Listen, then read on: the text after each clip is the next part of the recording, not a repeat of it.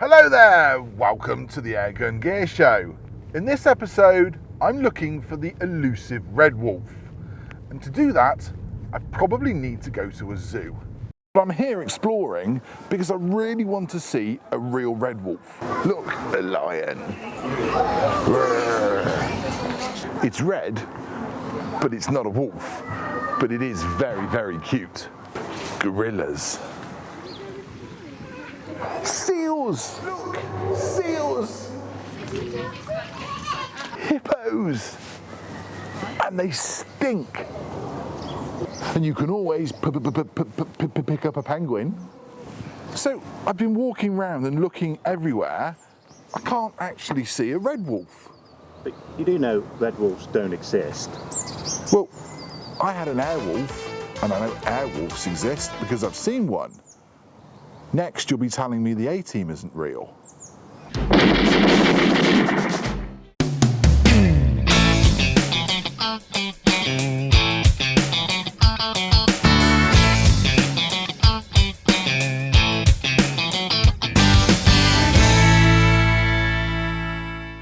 This video contains a review of a pellet rifle. It's powered entirely by compressed air and uses no gunpowder and must not be confused with any form of tactical firearm, and my targets are paper and tins.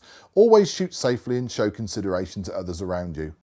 My first ever electronic air rifle was this, a Daystate Wolf MCT. But now I've got this, and it's a red wolf, and it changes everything.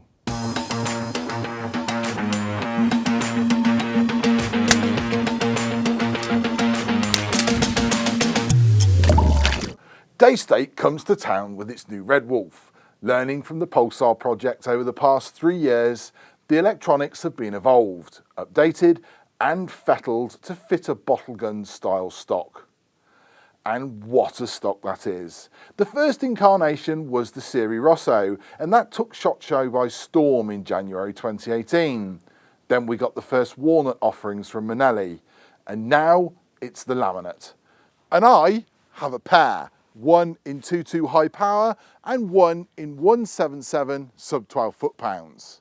Starting at the shoulder, a fully adjustable shoulder pad and a single bolt adjustable cheek piece, which then flows through the open grip, giving an easy thumb up position to reach the resettable safety. Inside that grip is the battery, which powers the electronics. Moving forward, the stock has openings finished to perfection for the trigger unit, stock bolt and filling port. The lacquer and finish on that stock is simply gorgeous. I could finish the review on looks alone right now, but there's more. The block housing the heart of the rifle has been redesigned. This means the electronic readout sits to the left, halfway down the stock, and it's not too prominent, but subtly says, this is a Red Wolf. The Lothar-Walther barrel is a match grade one, and that's covered in a real carbon fibre shroud. And I do mean real, it's not dipped or painted on. The side lever action is simply sublime. All you're doing is allowing the rifle to index the next shot in the 10-shot magazine, or in single shot mode you're telling the gun you wish to shoot again. Either way, no force or pressure whatsoever is required on that side lever action. It's just like a hot knife through butter. Butter. The gun has an anti-double load mechanism thanks to this pin here. When you shoot the gun, the pin pops up, striking the bottom of the magazine, letting it index one more shot. And that magazine will only index when the pin strikes the bottom of it, just there. And that pin only moves once when you pull the trigger.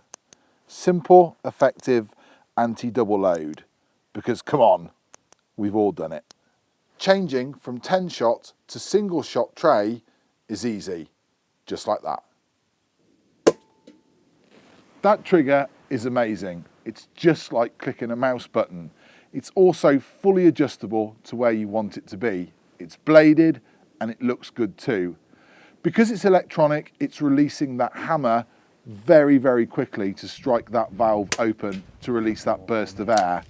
And because it's electronic, I think it's probably quicker than any manual system I've ever shot before.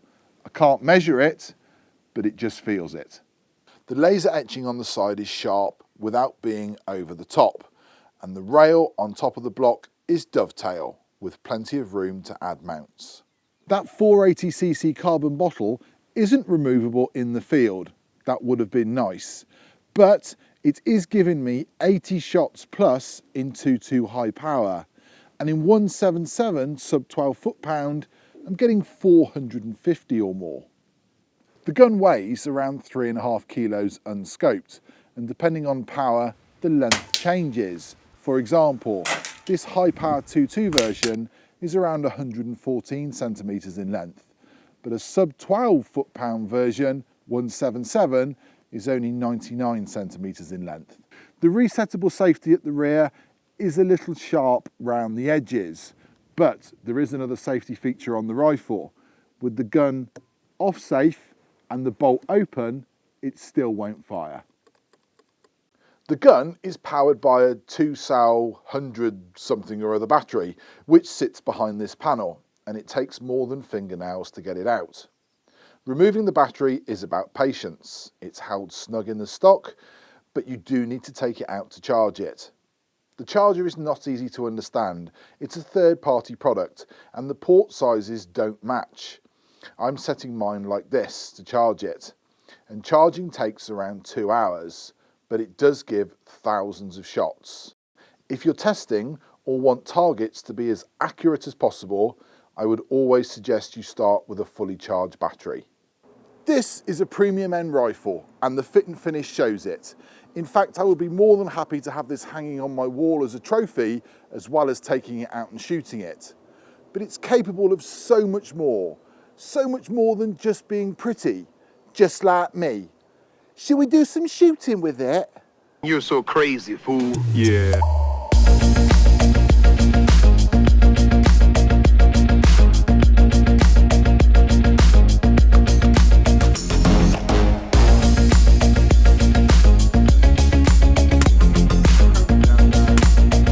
The rifle is MCT, which stands for Mapped Compensate Technology, which means the rifle is always measuring the pressure in the cylinder and striking the valve at the right power with each trigger pull to enable the most consistent shot from that pressure in the cylinder.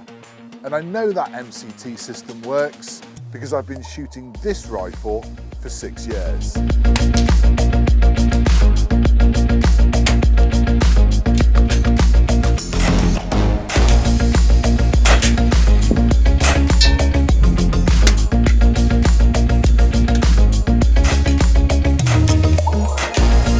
As with anything electronic over time, things get faster and more efficient.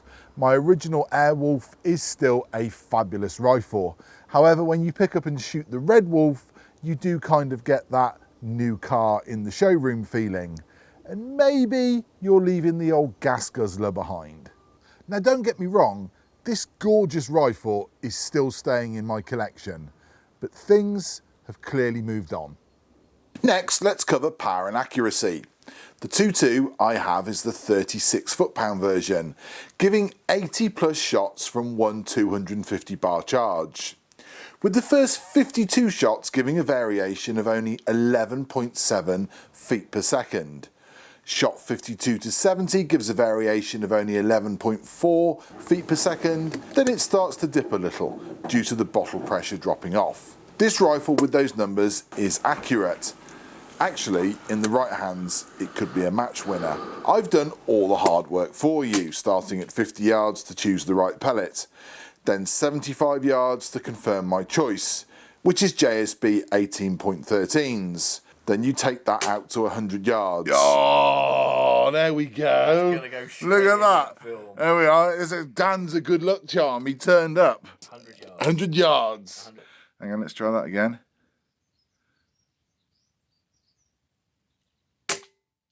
Oh!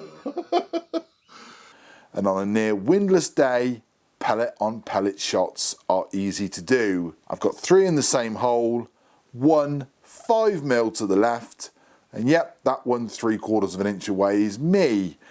All the wind. Stretch the rifle to 150 yards, that's no problem. You see me? 150 yards, look, look, look. There you go. It took me 1, 2, 3 to hit it. Look, and let me see if I can show you, look. We're there. And I'm shooting from somewhere over there. Look at that. 150 yards, 3 shots. Inch and a half exploding targets. And I did it twice actually. Oh, there she goes. I really like the accuracy of this high-powered Daystate in 2.2, banging exploding targets off at 150 yards, and I like that. But if you want to equal my results, you're going to have to use the single shot tray. Magazines are great for chucking pellets down range really quickly, but if you want to be absolutely tight and equal what I do, I would say use the single shot tray. Now that performance passes down to the sub 12 177 version. Shot 1 to shot 472, you get a variation of 9.7 feet per second across the shot string. Yep, I said it, 9.7 feet per second. Again, I've found the pellet to use is the JSB 8.4 grains. Look, if you don't use those, you're not doing the rifle justice. Don't plump for a budget pellet. Just don't. 25 yards, it's nearly 1 pellet hole, and that's a 10-shot group. 50 yards, I've got 7 under a 5p coin. And, as we have to do now, maxing it out, this is 112 yards. Yep, 112 yards. And that's an 1.5 inch Firebird target. Oh, tin. Followed by the customary token tin cans. Yeah. Here's the magic with this electronic rifle. You can adjust the power. And when you adjust the power, you're saving air as well. So you can go from 80 shots to 160 shots, or even 260 shots. If you want to plink in your backyard all day long, you set it to low power, 260 shots. If you want to reach out and touch something at 150 yards, you put it on high power and get your 80 shots. And it's all with that electronic consistency in that package.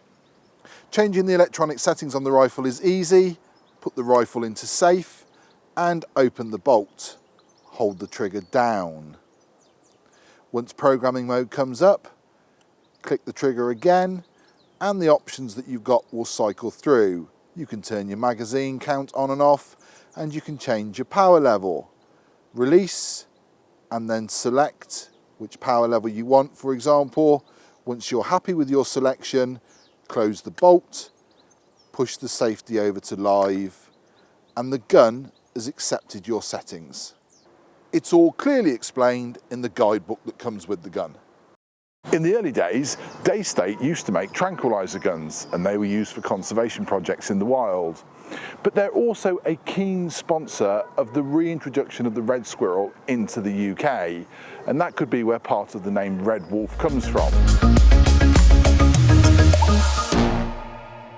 I would hand over my buttons and bananas just to put one of these rifles on my wall. They are simply gorgeous.